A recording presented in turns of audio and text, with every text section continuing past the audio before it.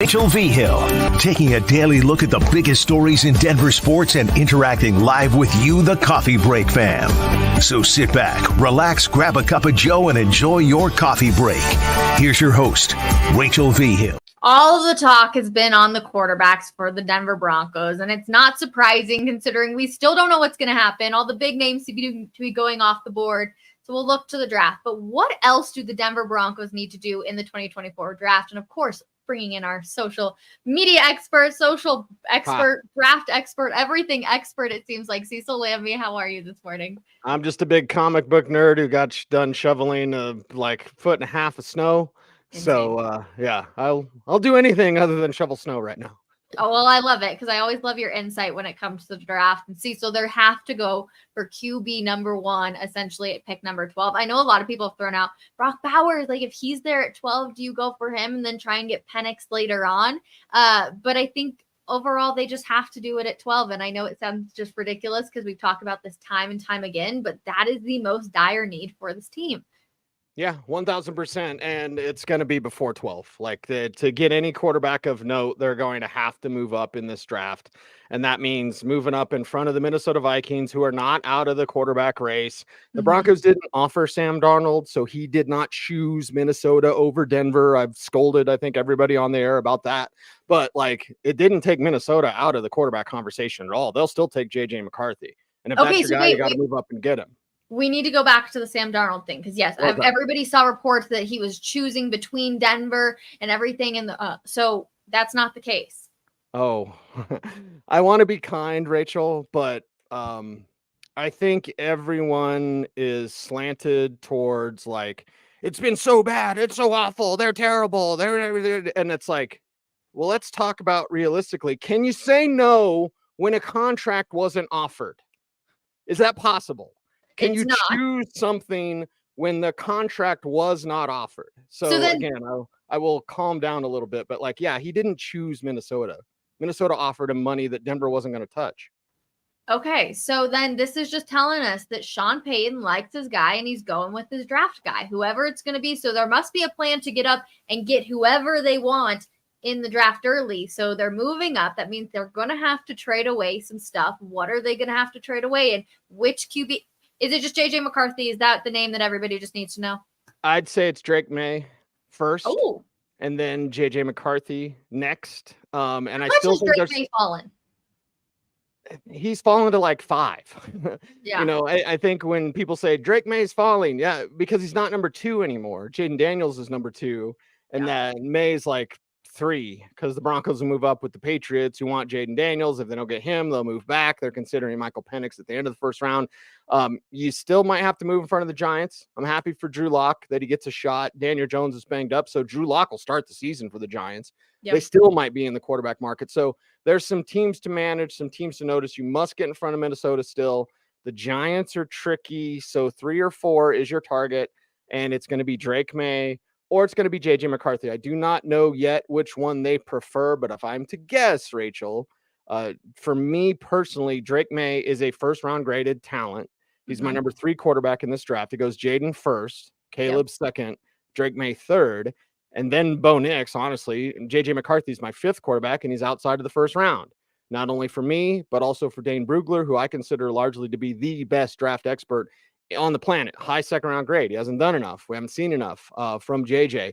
But if you like your guy, go get your guy. And I think we are getting clues about what Sean Payton wants, and I still think there's a trade coming. But there's so many needs other than quarterback that they'll have to address. And for all the fans out there, because I get this question, and I've basically stopped answering it, Rachel.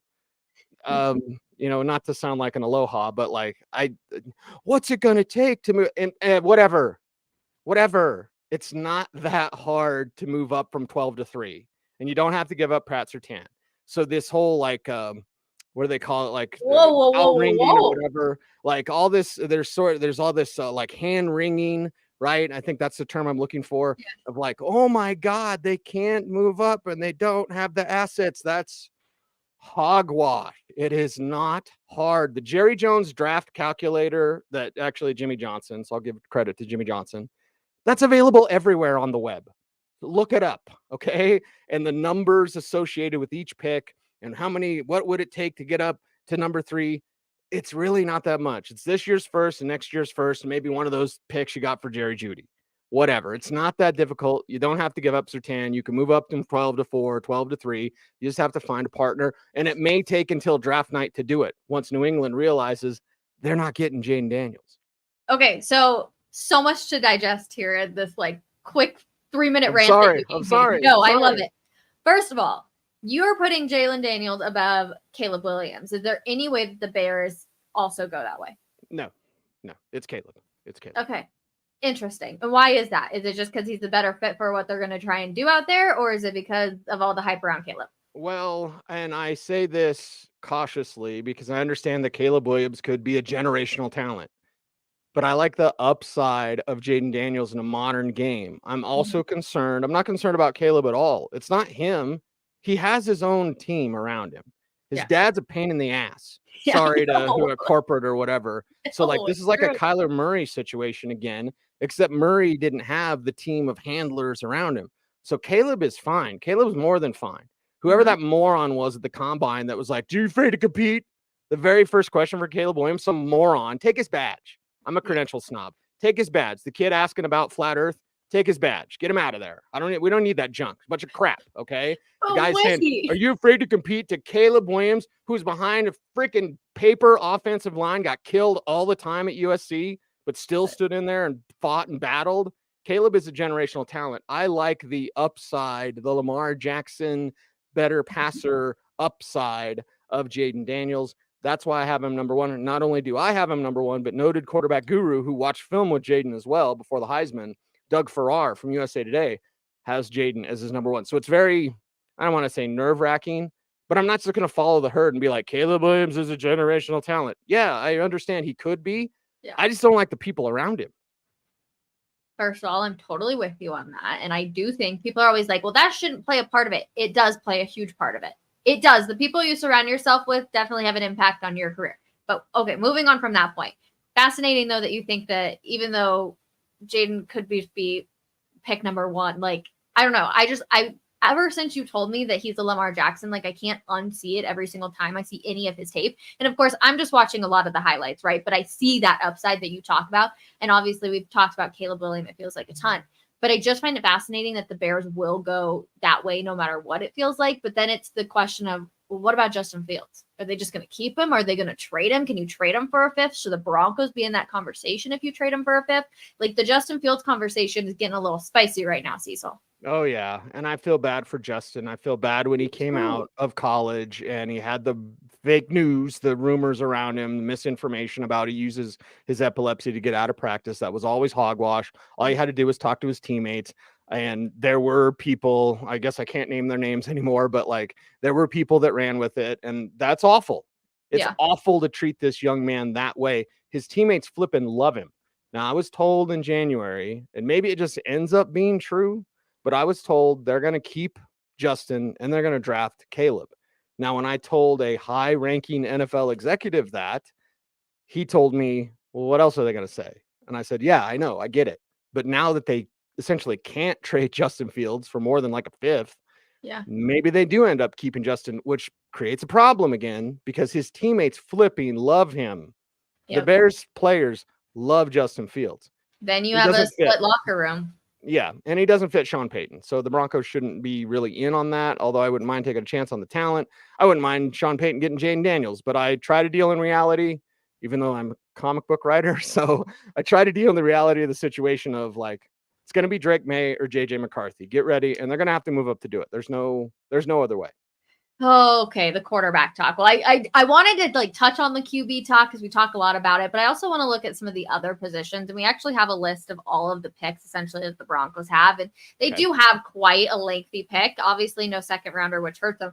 But in the 5th round, Cecil, you're looking at quite a few back-to-back picks. It's really going to feel like. So we do know that they need a right inside linebacker.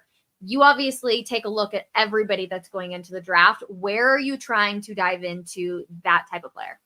Well, I will be at Wyoming's Pro Day on Tuesday, and I'll be talking again to Easton Gibbs, who I talked to at the Shrine Bowl, talked to at the Combine, and the Broncos have had a pre-draft visit with him.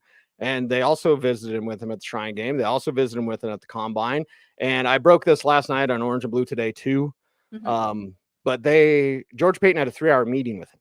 Yeah. Like a lunch. So like, it wasn't only just a media, hey, but it was like the interest is there in Easton Gibbs, who seems like he's better in coverage than maybe his film shows. At least that's what he showed at the Scouting Combine and at the Shrine Bowl. We'll see if he backs it up with the Pro Day in Laramie that people are expecting. So that's one of your 5th round picks. The nice thing about Easton Gibbs is people see him as a 2-down player. I think he might be more than that, but there are questions there. Hell, Josie Jewell was a 2-down player.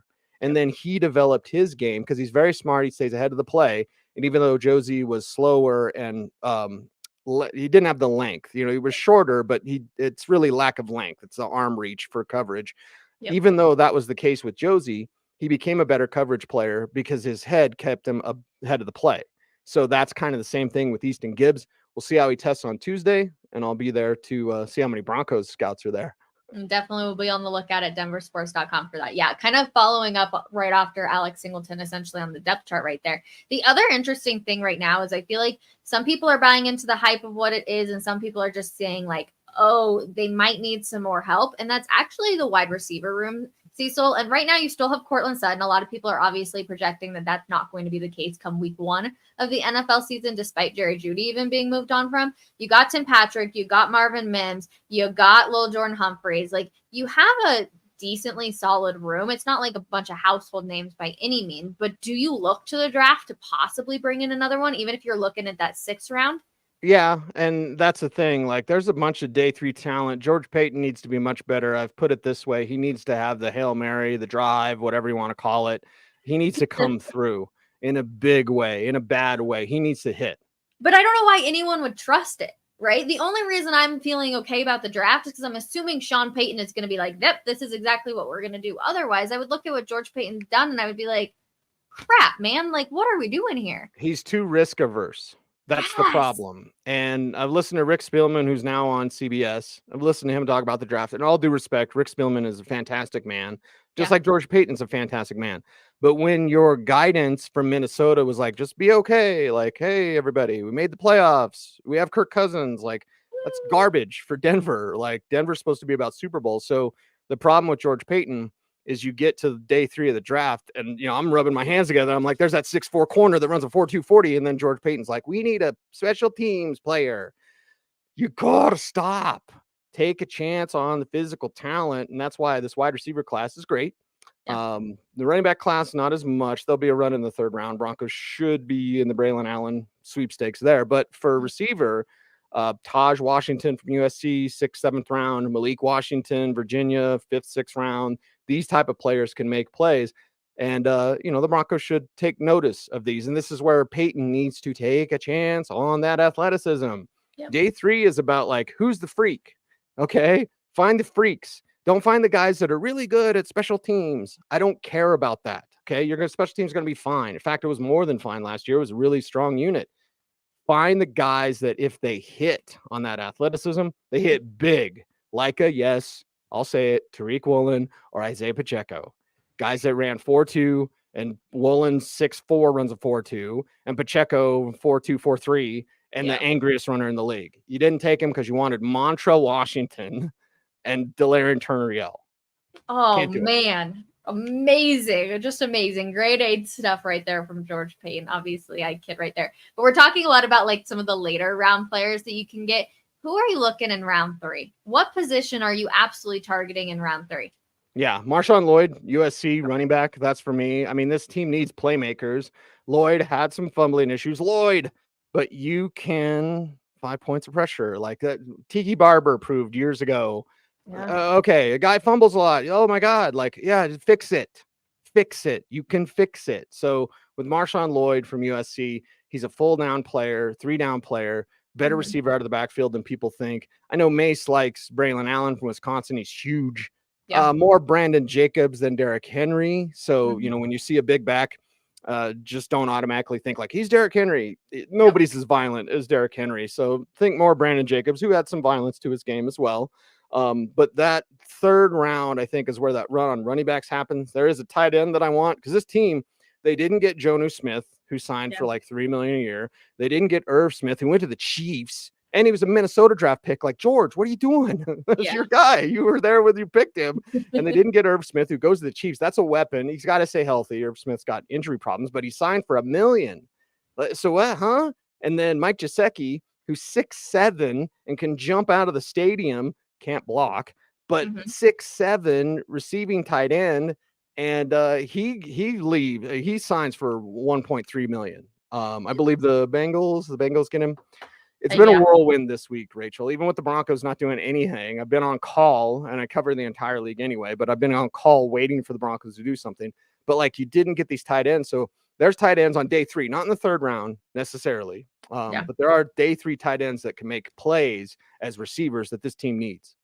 Is it just officially time to like cut ties with Greg Dulcich and just say, yep, it's never going to happen. The injuries are unfortunately just there. And like, I know they can't actually completely cut ties, but it just feels like there's been all this hope and nothing has lived up to it. Mace said it last night, so I'll give full credit where credit is due. Greg Dulcich might not make the team.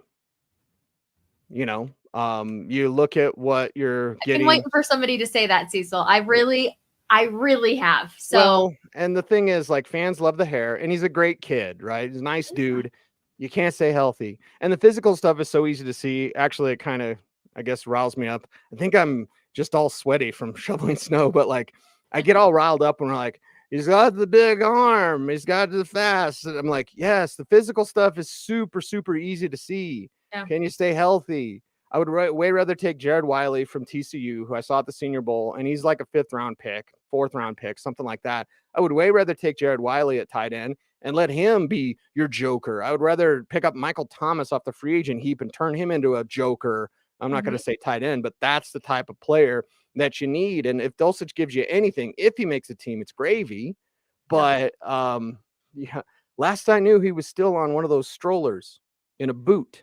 And that wasn't that long ago. I can look up my text. But like, yeah. So oh my God, Greg Dulcich is awesome, and he's always hurt. So there you go. Okay, first of all, I need you to go back and find that text, because if that's in the last month, that's crazy considering how long it was. Probably January. I think it was January when somebody told me that. Oh my gosh, that's just absolutely crazy to even think about.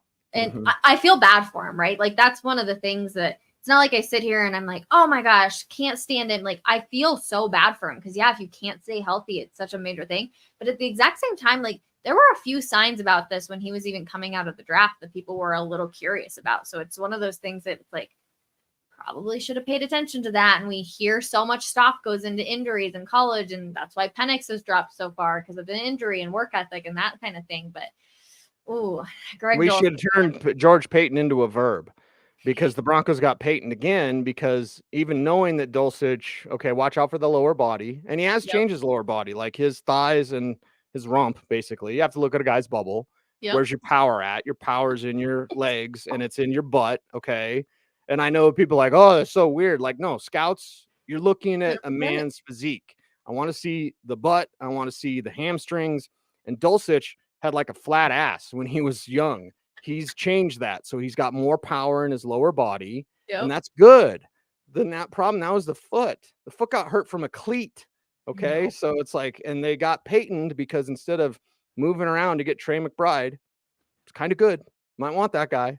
Instead of moving around for Trey McBride, they're like, let's just stay put and get Greg Dulcich. That's a mistake.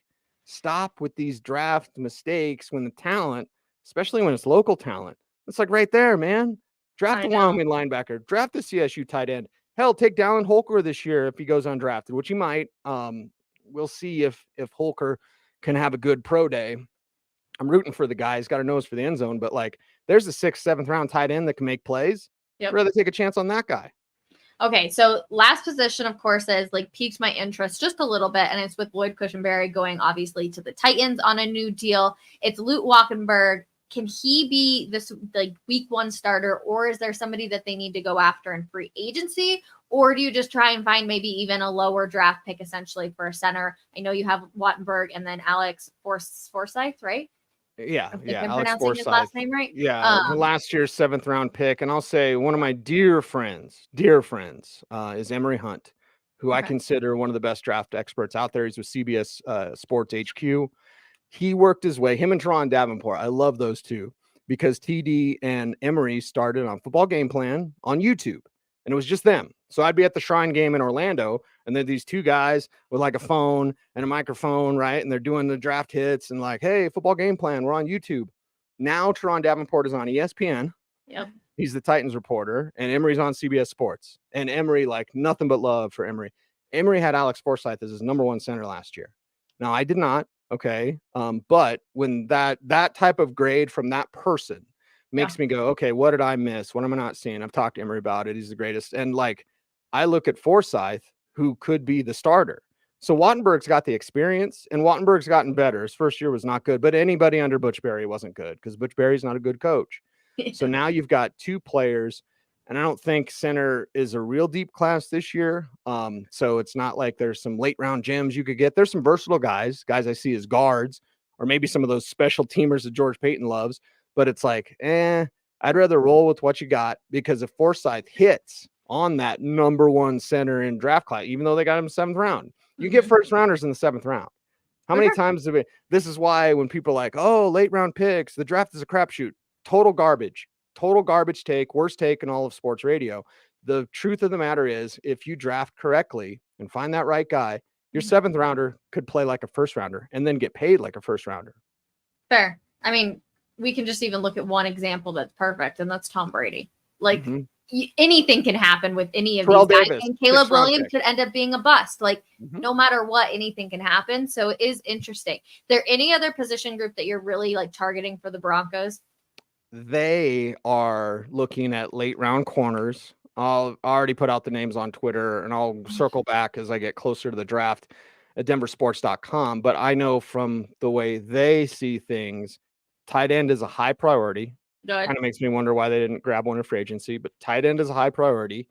And then like corner depth, also is a high priority for this team. So there'll be day 3 corners. Easton Gibbs will likely be drafted by the Broncos, so they'll take care of the inside linebacker. And so that is off the list. Still worry about the run defense, even with Malcolm Roach in place. So yeah, there's still some key needs. Quarterback first. Number 2 is probably tight end on their list. Okay. So you're giving up this year or next year than the year after to move up? No. Look at the draft chart. I could pull it up if I really wanted to. I could just pull it up right now. The Jimmy Johnson draft chart. It's going to take like this year's first, next year's first. Okay. Oh my God, they don't have a first in 25. If you have the guy, let's flip and go. Yeah. Right? Like what is it going to cost to get who? I don't care if he's the guy. Doesn't matter. What did the Chiefs give up to move up 16 spots for Mahomes? Nobody cares. Yeah. What did the Bills give up to move up 5 spots for Josh Allen? Nobody cares. Nobody remembers. If you get the guy, if you get Pat Mahomes or Josh Allen, you're set. Oh, Cecil, it gives me anxiety, but I'm also so looking forward to the draft. And I haven't done that in so many years, obviously, because it's been like, all right, well, they've already given up their first rounds for Russell Wilson, for Sean Payton. But this year, everybody is on board for it. And I am going to be fascinated to see what ends up happening. As always, I appreciate all the insights, Cecil. You do an amazing job at everything that you do. So thank you so much. I'm sorry for yelling. I think it was the snow, shoveling snow. And then you brought up Sam Darnold. And I even apologized on air when I was on Denver Sports Tonight. I said, I'm sorry to everyone in the Denver media, but almost all of you are wrong with this whole, like, he chose Minnesota. Oh my God, Denver's so bad. Like, there's so many conflicting reports this time of year that, like, you never know what's going to happen or what actually went down. And I'm sure you've seen all the stuff with Kirk Cousins right now that they're saying that he was talking to Atlanta when he shouldn't have been, and it was illegal. And now it's like, oh, all the drama is going to happen. And it's like, but he was going to go there regardless. Like, well, I'll say everybody tampers all the time. All the time. Everybody has bounties. Yeah. Sorry. Like we're not, Sean Payton, he's so terrible. They had Bountygate. It's a dirty business. He's the one that got caught. It's a dirty business, okay? The NFL is not some good guys type of business. No. It is a dirty business, but there's always plenty of stuff to go around. So, Cecil, again, I appreciate you. And to everybody in the comments for hanging with us, I always appreciate you hanging with us. Plenty of good stuff. I know you guys are ready for them to get a quarterback, just like Cecil and I are. We'll have plenty of good stuff over at denversports.com. If you are in the Mile High area, stay safe today. And if you're watching us on YouTube, make sure you subscribe and like and comment down below which draft QB you like coming for the Broncos this year. Cecil, you and Mace, 4 o'clock, orange and blue today. That's correct. Make sure you tune in and hang out with those guys. I know they have a seriously incredible fan base over there, and it's continuing to grow. So, Cecil, again, appreciate you. To everybody else, we will see you tomorrow morning, 10 a.m. for Denver Sports Daily. Bye, everyone.